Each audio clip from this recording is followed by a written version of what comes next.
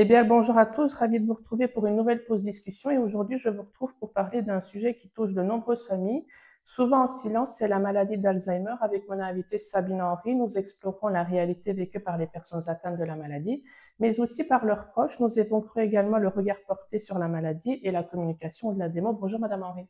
Bonjour. Tout d'abord, merci d'être venue. Ah, avec plaisir, hein, parce que pour parler de la maladie, c'est ma passion depuis de nombreuses années et c'est quelque chose qui m'habite puisque je l'ai vécu moi-même en étant aidante de ma belle-mère et aussi de sa sœur. Vous êtes la présidente de la Ligue Alzheimer ASBL et vous présidez cette ligue depuis de nombreuses années. Pour commencer, qu'est-ce qui vous a personnellement amené à vous engager à cette cause? Eh bien, puisque j'étais concernée par la maladie d'Alzheimer de ma belle-mère, c'est dans les années 1985-6, je me suis posé tout de suite la question, comment est-ce que je vais m'en sortir? On parlait peu du rôle des dents, et puis je sentais des difficultés que je n'arrivais pas à trop bien gérer. Et alors, étant grandi dans des pays germanophones et anglophones, je me suis dit, où sont les groupes d'entraide? Et alors, il n'y en avait pas à l'époque, mais le médecin en chef au Péri m'a encouragé à en créer un, et c'est comme ça que c'est parti. Vous insistez souvent sur l'importance de comprendre comment les patients vivent la maladie, qu'ils soient encore verbaux ou non. Pouvez-vous nous expliquer ce que cela signifie concrètement au quotidien? Et, en pensant à ma propre expérience, ce qui m'a le plus manqué, c'est la compréhension de la maladie pour éventuellement décoder le comportement de la personne, connaître aussi ses difficultés particulières et être adapté à mon rôle. Hein, parce que bon, on en parlait peu à l'époque. Et comment est-ce qu'on vient communiquer avec les personnes atteintes de la maladie quand ils sont non-verbaux? En fait, je crois qu'on devient aidant parce qu'on est dans une relation familiale ou une proximité affective. Et je crois qu'encore maintenant, on devient plutôt un rôle parce qu'on est là et pas parce qu'on a été choisi, ni avoir choisi soi-même. Et c'est cette difficulté-là qui est si difficile parce qu'à la fois, on se sent dans une obligation morale et à la fois, on a l'impression de ne pas être adéquate. Et donc, c'est très inconfortable et la plupart du temps, les personnes essayent de bien faire, mais sans connaître le langage, la manière de s'y prendre, qui effectivement est quand même un peu différente que dans l'aide qu'on apporte à quelqu'un qui a par exemple une grippe, une angine et autres. Et du côté des proches, comment vivent-ils cette évolution de la maladie? Je crois que quand on connaît la maladie d'Alzheimer, et dans ce qu'elle apporte comme difficulté et comment elle s'impose dans la vie au quotidien, on s'aperçoit qu'il y a évolution. Donc, ce n'est pas statique, ce n'est pas toujours la même chose, même si c'est une maladie chronique, hein, puisqu'on ne sait pas la guérir, mais je pense que c'est tout un apprentissage d'un jour à l'autre. J'encourage très fort les familles de faire des petits essais et de voir ce que ça donne. De quoi ont-ils le plus peur, en fait? C'est de mal faire. Et le mal faire, c'est que parce qu'on l'expérimente. Parce que même s'il y a une évolution classique de la maladie, il y a malgré tout aussi une évolution personnelle. Parce que tout dépend si la personne est plus jeune, plus âgée, a d'autres pathologies, si elle est plutôt ouverte ou invertie. Donc, ça, c'est très différent de l'un à l'autre. Donc, c'est plutôt l'observation de voir comment la personne va réagir. En tout état de cause, il faut l'écouter et l'observer. Et quelles sont les plus grandes difficultés que les proches rencontrent? Je pense que c'est l'incompréhension, c'est la difficulté de comprendre la personne qui petit à petit va perdre son vocabulaire, les mots utilisé auparavant pour se faire comprendre.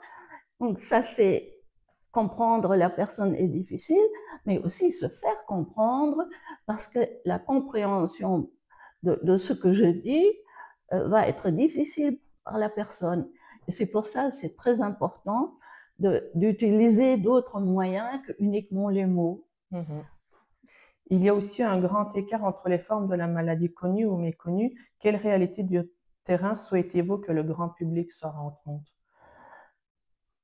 Oui, il y a des différences d'une démence à l'autre, d'une personne à l'autre, mais en fait, il y a quand même des choses qui sont classiques. Et donc, la plus grande difficulté, c'est comment communiquer avec la personne, comment s'adapter à elle, parce que la plus grande part de l'effort, c'est à faire par les dents. Mais ce n'est pas pour ça qu'il ne faut pas présupposer chez la personne des capacités restantes qu'elle peut utiliser et dont elle sera très heureuse si on les comprend. Parce qu'elle a toujours envie de contribuer à la communication, elle a toujours un besoin d'être reconnue pour ses capacités, elle a toujours envie de défendre ses intérêts. Est-ce qu'il y a des démences qui sont plus difficiles à comprendre, à diagnostiquer? Je ne peux pas dire ça, mais les démences, différentes formes de démence, ont aussi des symptômes différents. Et donc, ça, il faut connaître. C'est pour ça qu'il faut le diagnostic d'un médecin spécialiste. Et sur base de la connaissance spécifique de ces symptômes qui peuvent se présenter, ben, il faut s'adapter aussi. Donc, l'information est tout à fait essentielle pour être le plus compréhensif et le plus adapté à la personne. Vous avez créé, soutenu de nombreux projets comme le réseau Ville Amis Démence ou les Alzheimer Café. Comment ces initiatives aident-elles à briser l'isolement et à changer le regard de la société? Écoutez, je pense que l'environnement habituel de la personne et aussi de l'aidant est la structure qui convient le mieux pour maintenir les capacités, mais aussi pour avoir des repères, pour fonctionner comme si c'était normal. Alors, j'ai toujours pensé qu'il serait intéressant que la personne puisse encore faire des choses, aller peut-être chercher son journal, si c'est un monsieur qui lisait le journal tous les jours. Mais alors, il faut peut-être avertir aussi le libraire pour dire, mais l'épouse pourrait dire, mon mari viendra chercher le journal, mais s'il n'arrive pas à payer, ne vous tracassez pas, je viendrai en fin de semaine pour régler la note. Donc, il faut faire parler de cette maladie, il faut avertir, il faut appeler à l'aide aussi. Et c'est là où je vois la plus grande difficulté pour les dents, parce que malheureusement, la maladie est toujours, on peut dire, plus tabou, mais quand même malfamé, si j'ose dire. Et donc, c'est intéressant de ne pas se montrer gêné soi-même, mais plutôt se dire, écoutez, j'ai besoin d'aide, et je pense que vous pourrez me rendre ce service. Voulez-vous être dans cette phase-là? Est-ce que vous pourriez alors aider mon mari et ne pas le remballer comme quelqu'un qui aurait bu un verre de trop? Et c'est pour ça, dans les villes amies de la démence, nous proposons aussi aux commerçants une sensibilisation pour qu'ils comprennent la difficulté et qu'ils s'adaptent aussi sans dévaloriser la personne, parce qu'ils ont intérêt à faire rouler leur commerce quand même. Et donc, c'est important de donner les éléments de compréhension, l'information utile. Donc, vraiment, le mot-clé, c'est l'information. Qu'est-ce que c'est une démence? Comment les personnes peuvent-ils ressentir les choses? Comment ils peuvent agir pour alors se montrer compréhensibles et aidants? Vous en avez parlé, on entend souvent dire que parler de la maladie reste encore tabou. Pensez-vous que la société belge a progressé dans sa manière d'en parler? Oui, évidemment, c'est évident qu'il faut en parler. Et je pense qu'il faut surtout parler de ce qu'on a vécu, que ce soit une expérience douloureuse, difficile ou aussi une bonne expérience. Et vous voyez, dans les Alzheimer Café, c'est ce qu'on fait. En fait, on n'invite pas quelqu'un que pour faire un beau discours, un exposé, mais on va faire un tour de table où chacun pourrait dire autant qu'il voudra ou aussi peu qu'il voudra. Et il y a des personnes qui viennent aussi sans mot dire, juste en présentant leur prénom, parce que ça, on demande quand même. Et puis ils observent. Et peut-être à la fin du tour de table, ils auront envie de dire aussi quelque chose. Et en fait, cette quelque chose est souvent l'expérience. Et vous voyez, ce que j'observe dans ces Alzheimer Café, c'est une énorme solidarité entre les personnes.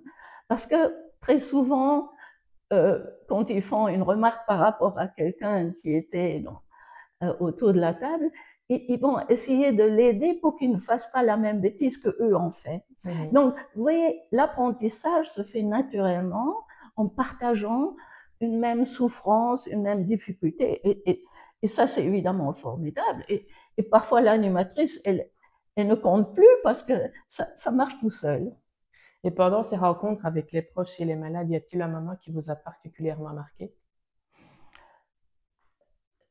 Oui, chaque rencontre est extraordinaire. Chaque rencontre me montre que la maladie touche très fort les personnes, leur quotidien, leur fait peur, mais les oblige aussi, s'ils sont d'accord, et c'est ce qu'on appelle l'acceptation de la maladie, s'ils sont d'accord de se plonger dans une perspective qui n'est pas sûre, une perspective qu'il faut construire, qui n'est pas dessinée d'avance, pour lequel il faut s'investir très fort.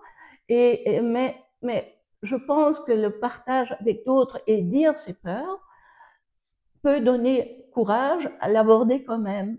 Et alors, ce qui me touche toujours, c'est quand les personnes elles-mêmes qui sont à l'Alzheimer Café, quand ils commencent à dire des choses qui ne sont pas toujours à propos, mais qui montrent très clairement, j'ai encore mon mot à dire. Et alors, évidemment, il est bienvenu de ne pas les critiquer, mais plutôt dire, ben, voilà, vous prenez bien votre place. Et je pense que ce qui un exemple, dans un Alzheimer Café, une dame qui m'expliquait son métier. Et auparavant, son mari avait dit, elle ne parle plus. Mais c'était comme une magie. Je lui ai demandé, mais quel était votre métier? Elle m'a dit qu'elle était culottière. Et c'est un métier que je ne connaissais pas du tout. Et en lui demandant de me décrire un peu son métier, je voyais qu'elle était fière de me le dire. Elle était très contente que j'étais ignorante et que j'avais besoin de son information pour comprendre ce que c'était. Et à côté, son mari n'en revenait pas de l'avoir parlé, expliqué les choses avec beaucoup de précision. Et alors, après la réunion, il m'a dit, est-ce que je dois maintenant poser des questions à ma femme pour lesquelles je connais la réponse, mais pour la faire parler? Et alors je lui ai dit, c'est à vous de voir. C'est à vous de voir si vous aimez donner l'occasion de parler à votre épouse. Parce que la mémoire ancienne est beaucoup plus présente que la mémoire actuelle. Et donc, c'est un plaisir. Donc, je dirais bien, les rencontres avec les personnes en Alzheimer Café, c'est souvent comme la découverte d'une bibliothèque où je découvre des récits de vie, des métiers, des événements du passé lointain peut-être, mais je pense aussi que mon intérêt les incite à participer. La Ligue Alzheimer met en avant l'écoute et la proximité comme pilier de son action. En quoi cette approche humaine change-t-elle vraiment la vie des familles? Mais je pense que toute la famille est concernée par la maladie d'Alzheimer. Chacun a son degré de proximité affective, et donc ça peut être l'époux, l'épouse, le conjoint, etc. Mais ça peut aussi être les enfants, les petits-enfants, et chacun subit quelque part la maladie. Et alors, ce qu'on a pu observer, que par exemple, les petits-enfants s'entendent très bien avec les personnes avec une démence. Et probablement beaucoup plus parce qu'ils ne sont pas exigeantes, ils ne vont pas poser des questions impossibles. Et je pense notamment à une petite fille qui demandait à sa grand-mère du chocolat. Elle pouvait en demander autant qu'elle voulait, puisque la grand-mère oubliait qu'elle venait de lui en donner. Et donc, le vécu peut être très différent. Ça peut provoquer de la déception, de la frustration, de la gêne. Mais je pense que d'un autre côté, la personne, au fond d'elle-même, elle reste la même. Mais elle s'exprime, elle fait ce que son cerveau et cette dégénérescence provoque, lui laisse encore comme capacité. Et je pense qu'il faut surtout voir ça.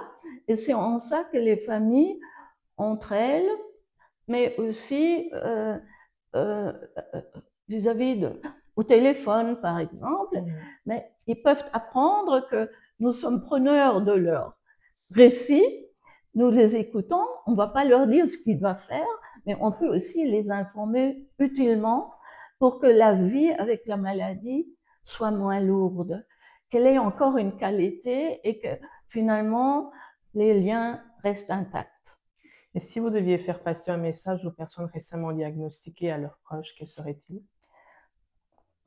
Peut-être que je vous surprends, mais j'ai, au stade où je suis moi-même dans mon expérience de vie, j'ai envie de dire que la vie continue malgré la maladie et cette vie peut encore avoir du sens. C'est à apprendre à travers l'information, mais je crois que vraiment ça vaut la peine d'y investir. Donc, continuons à aimer la vie. Merci beaucoup, Sabine Henry, d'être venue et d'avoir partagé cette belle discussion avec moi. Avec grand plaisir. Merci à vous de nous avoir suivis.